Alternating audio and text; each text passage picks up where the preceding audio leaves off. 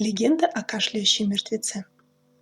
История, которую я хочу рассказать, случилась со мной очень давно, когда я работала в одной небольшой конторе. По долгу службы мне приходилось иногда выезжать к местным предпринимателям, занимающимся сельским хозяйством. Однажды судьба и причуды начальства забросили меня в одну небольшую деревеньку. Там фермерствовал один хороший знакомый нашего директора, и с ним планировалось сотрудничество. Доехала я до станции вполне нормально, а там уже меня встретил Николай Андреевич, так звали нашего потенциального партнера, на собственном джипе сельского пошиба. Николай Андреевич своим видом напоминал медведя-гризли. Здоровый, почти двухметровый детина с кулачищами с детскую головку.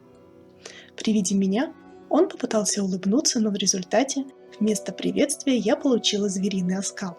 И сразу вспомнила ехидную улыбку директора, когда он говорил, что у Николая Андреевича очень колоритная внешность, и на перроне я его сразу узнаю. По дороге в его вотчину мы проехали небольшое сельское кладбище. Дорога была вся разбитая, на ухабах нас так и подбрасывало. А Николай Андреевич тем временем развлекал меня незатейливыми рассказами о здешней жизни. «Видишь, какая у нас дорога?» – рычал он под звук мотора.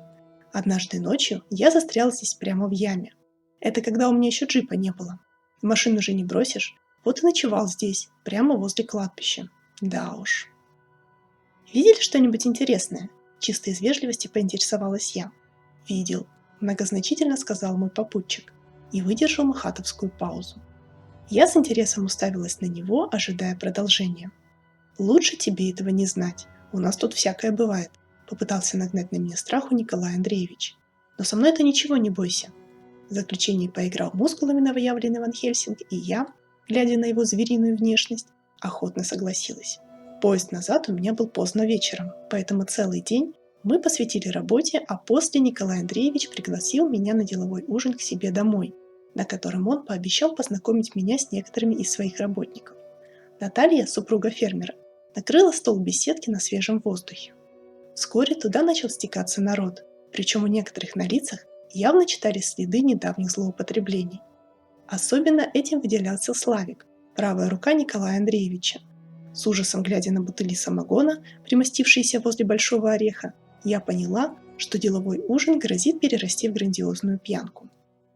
Так, впрочем, и вышло. Хозяин хлестал почти наравне с другими, и я уже начала переживать, кто отвезет меня к поезду, когда вокруг не осталось ни одной трезвой души. Правая рука вообще упился до беспамятства. Разговоры за столом тоже плавно перешли из разряда сугубо деловых до воспоминаний, кто где и сколько выпил. Я откровенно заскучала.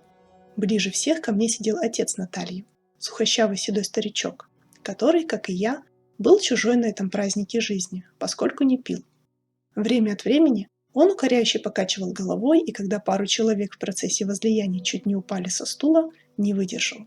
«Вы что, хотите, чтобы опять безногий Санек появился?» И веселье за столом увяло, как цветок в кипятке.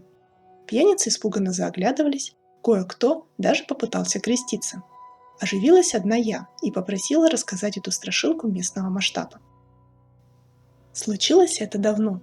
Этот самый Санек был, как говорится, первым парнем на деревне. Высоченный красавец, работник каких поискать, как ни странно, не пьющий. В общем, сухота девичья. Женское население при виде его складывалось в штабеля, но он никак не мог выбрать себе невесту. В итоге одна из соискательниц сбегала к местной ведьме и приворожила беднягу. Но счастье ей это, конечно же, не принесло. Санек на ней женился, но из трезвенника превратился в самого запойного пьяницу. Что только не делали с ним, ничего не помогало. Однажды, находясь в пьяном угаре, он упал с моста. Упал неудачно, остался жив, но ноги у него отказали. После этого жизнь стала совсем невыносимой. Жена его что только не делала, даже в ногах у ведьмы валялась, чтобы она отворожила его, но ведьма ей наотрез отказала. Так они и маялись вдвоем. В итоге Санек умер нелепой смертью, захлебнулся рвотными массами после очередной пьянки, которую ему устроили заботливые дружки. С тех пор этот Санек регулярно появляется в тихие лунные ночи и, ползая по кладбищу и его окрестностям, страшно волоча за собой парализованные кости, когда-то бывшие ногами, пытается откашляться, но это ему не удается. А если встречает одинокого прохожего на своем пути, то подползает к нему и, глядя на него своими пустыми глазницами, просит постучать по спине. Только вот стучать по истлевшей спине мертвеца никто не отважился. Вот вкратце и вся страшилка. Многие за столом сразу наперебой стали утверждать, что лично встречались с ползающим кашляющим мертвецом и страшнее зрелища в своей жизни не видели.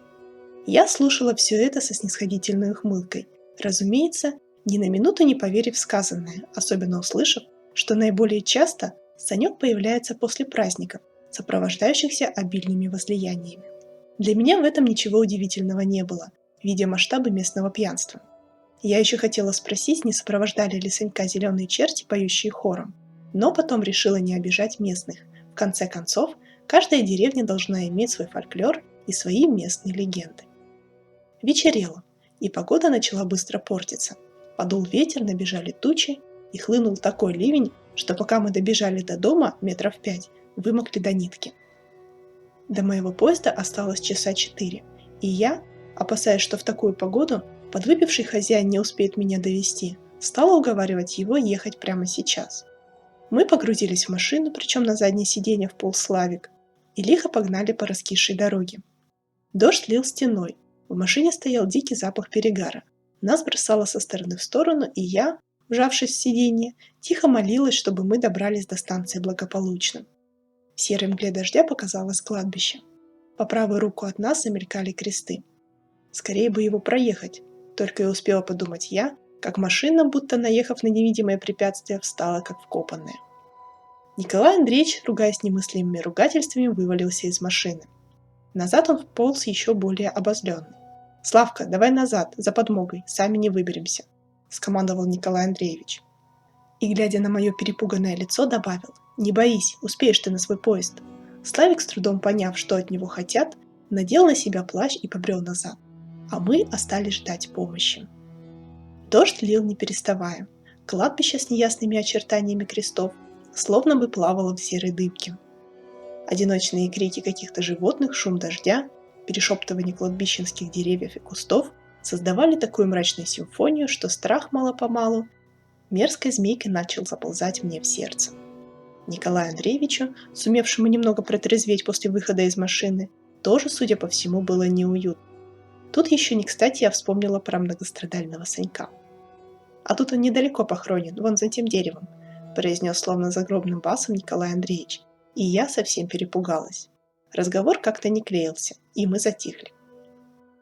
Вдруг ко всей этой какофонии, творящейся за окном, прибавились какие-то посторонние звуки. Слышался то ли плач, то ли стон, разобрать толком нельзя было, но несколько раз четко послышались звуки какого-то утробного кашля. Мы с Николаем Андреевичем, не сговариваясь, разом позакрывали двери и судорожно оглянулись. Но из-за дождя видимость была практически нулевой. Зато к стенаниям с той стороны прибавились какие-то хлюпающие звуки. На Николая Андреевича от переживаний напала икота, и поскольку отвалившаяся в самом начале челюсть так и не возвратилась в исходное состояние, икал он с открытым ртом и очень громко. Я, мышка, сидела рядом и тихо подвывала от ужаса. В общем, наш дуэт смотрелся очень впечатляюще. Тем временем к кашлю за окном прибавились постукивания о нижнюю часть двери и призывы открыть. Сомнений не оставалось, безногий Санек приполз к машине и теперь рвется вовнутрь. У моего защитника совсем поехала крыша, и он, нараспев своим громоподобным голосом, начал извергать из себя невразумительные звуки, местами похожие на молитвы, а местами на маты. Я, настроенная несколько истерически, хохотала до слез, глядя на него, на время забыв о Саньке, который продолжал ползать вокруг машины, издавая жалостливые вопли. Внезапно я глянула на стекло двери водителя и завизжала. Чья-то костлявая рука показалась в окне, а за ней страшное грязное лицо с выпученными глазами. Это вам не компьютерная игра. В реальности все намного страшнее. «Да постучите бы ему уже по спине!» – заорала я. «Пусть уползает в свою могилу!» Николай Андреевич глянул в окно и разразился таким хохотом, что задрожали стекла. Покойник в это время скалился, прижав свою отвратительную физиономию к стеклу. «Да он рехнулся, бедняга!» – с тоской подумала я, глядя, как скатывается фермер. Оказавшись в нескольких сотнях километров от дома, в компании с обезумевшим мужиком весом в 112 килограмм и восставшим мертвецом, я растерялась и совершенно не знала, что мне теперь делать. Отсмеявшись, Николай Андреевич к моему ужасу открыл дверь и, повозившись некоторое время на улице, втащил в салон совершенно мокрого и грязного Славиком, который так выделывался в грязи, что идентифицировать его не было никакой возможности. Все оказалось прозаично просто. Славик, находясь в нирване, шлепал по лужам и совершенно не смотрел под ноги. Когда на его пути повстречалась выбоина, он гордо шагнул в нее, совершенно не подумав о последствиях. Когда мудрый царь Соломон говорил, что гордость предшествует падению, он имел в виду конкретно Славика. Падая, правая рука Николая Андреевича вывихнул ногу, и больше не имея возможности передвигаться как Homo sapiens, встал на 4 конечности и дополз обратно к машине, где и перепугал не только молодую девушку, но и своего непосредственного шефа. На поезд я, конечно, не успела. Пришлось заночевать в доме у Николая Андреевича, а уехала я оттуда уже утром. С Николаем Андреевичем мы потом общались неоднократно, каждый раз со смехом вспоминая эту историю. И что особенно интересно, с тех пор безногий Санек перестал беспокоить местное население своим появлением. То ли нашелся храбрец, который постучал ему по спине, то ли, а жаль, интересная была легенда.